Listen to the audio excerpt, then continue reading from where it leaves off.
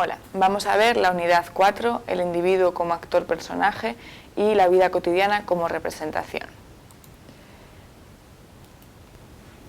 En esta unidad, como ya avanzábamos en la anterior, en la que hablábamos de los cambios que se han producido en la figura del espectador, así como los cambios que se producen en el mercado y el sistema del arte contemporáneo, hablamos de un personaje, el espectador, que adquiere la relevancia de protagonista.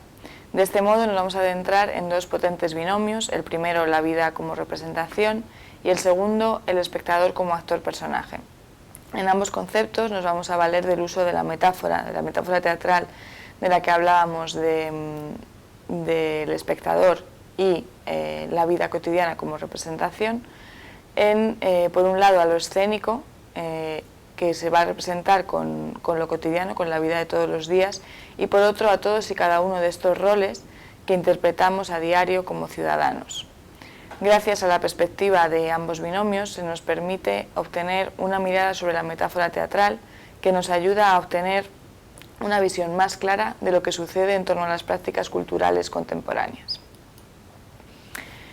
Bien, el individuo como actor-personaje nos estamos refiriendo a que en el marco de la posmodernidad el ciudadano se encuentra ante una multiplicación de las actividades que lleva a cabo a diario, así como de las caras que muestra en cada una de ellas. Para explicar esto, Goffman nos hablaba en su enfoque dramatúrgico sobre la máscara y la diferencia del self, que corresponde a aquello que nosotros mismos nos va a configurar y si está presente en todas las facetas de lo que realmente somos. El binomio actor-personaje es concebido en este estudio en su concordancia y su correspondencia con la realidad-representación, que es la vivencia cotidiana del trabajo actoral. Si establecemos una comparación, ¿cuál es la de la persona en su cotidianidad? Asumimos que vivimos en una dualidad constante entre lo que realmente somos y aquello que mostramos, dependiendo del contexto en el que nos situemos en cada momento. Veremos más adelante qué ofrece el contexto en los espacios intermedios a este respecto, para entender bien el tipo de vivencia del individuo que no solamente lo vive en su cotidianidad, sino que también lo va a vivir en los espacios intermedios en los que va a ser participante activo de la experiencia cultural. ¿En qué parámetros es observable esta vivencia entre lo que somos y lo que representamos? La respuesta se encuentra en los componentes del hecho escénico que nos pueden permitir explicar este fenómeno en profundidad. Para referirme a la manera en la que se mueve nuestro cuerpo, me remito al estudio exhaustivo que realiza Laban sobre las calidades del movimiento. El espacio concreto en el que nos situamos, no solo a un nivel general, sino en una relación con los otros elementos que intervienen en la acción, es otra de las características que el lenguaje escénico nos va a permitir explicar a la perfección. Y por último, en aquello que se dice de nosotros, como es el vestuario y el atrezzo que todos llevamos. También vemos las relaciones entre espacio y ciudad como una relación simbiótica, es decir, no son solo las sinergias del espacio las que son capaces de intervenir en el ciudadano, sino que es este modificador del contexto cultural en el que participa, y veamos de qué manera es modificador.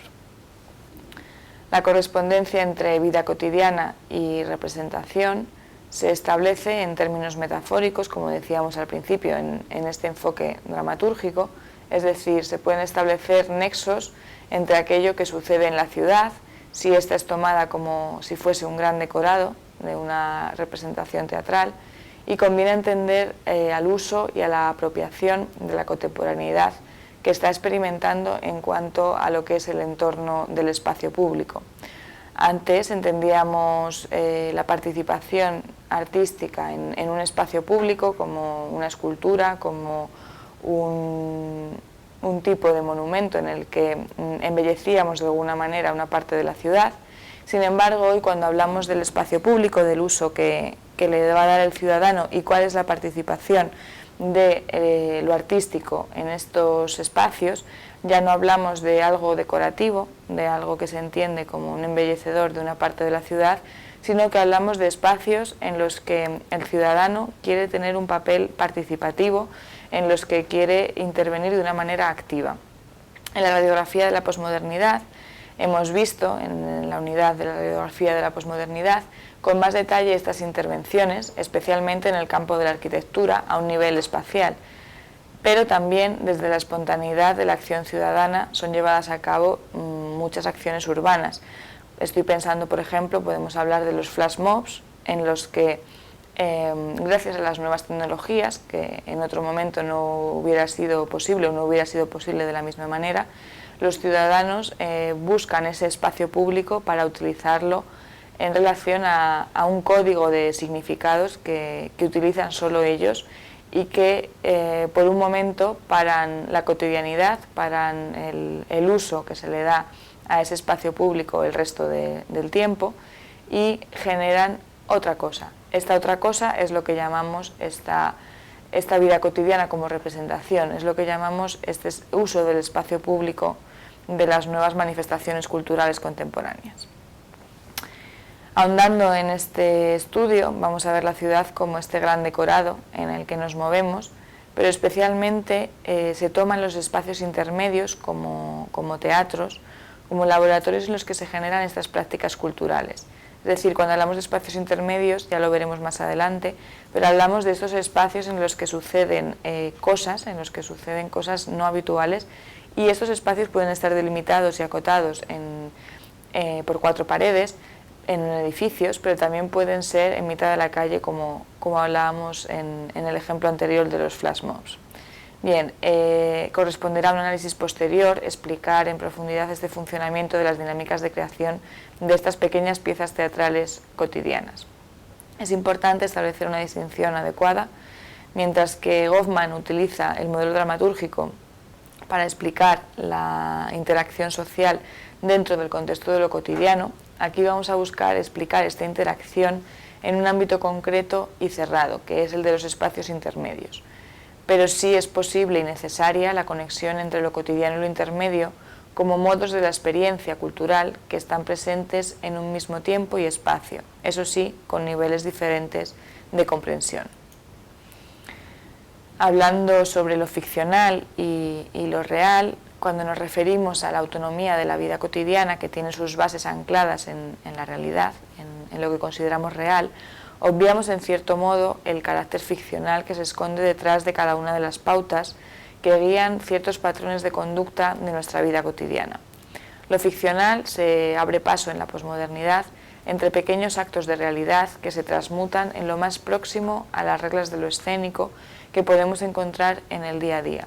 Es aquí donde precisamente establecemos esta metáfora teatral, pero no llevada a un terreno teórico, sino llevada al terreno práctico de la cotidianidad. Hablar de estos aparentes contrarios, hablar de lo ficcional y lo real como contrarios, no es sino hablar de las dos caras de la misma moneda, ya que se entrecruzan en dinámicas puestas en relación en nuestros días, en la actualidad. El arte escénico nos puede dar luz en cuanto a lo que se refiere a creación de personajes, a la interpretación de esos roles que encarnamos a diario. Parece imposible hablar de esta encarnación de papeles en la vida cotidiana y no remitirse automáticamente al arte escénico. En el entrenamiento actoral, el intérprete, a través de distintos ejercicios, es capaz de adquirir un control sobre su cuerpo y sus emociones que pondrá al servicio del arte. En la experiencia teatral uno puede posicionarse en un entrenamiento basado en partituras físicas, como hablábamos en las calidades del movimiento que utilizará Laban, huyendo de construcciones psicológicas. Hay, sin embargo, distintos métodos de interpretación y a fin de entender las diferentes maneras de abordar el trabajo actoral.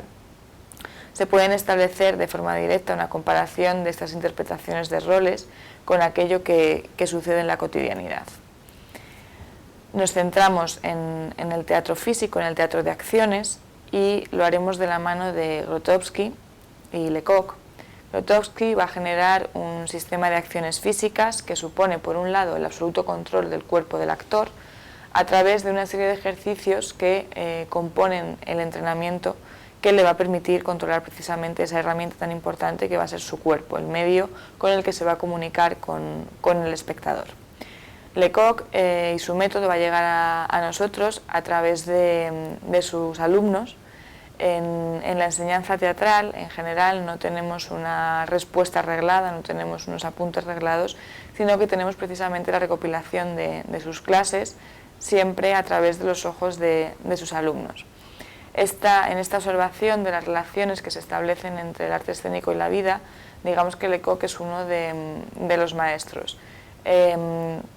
Lecoq había, con sus actores, les proponía un ejercicio y era el de ir caminando por la calle precisamente fijándose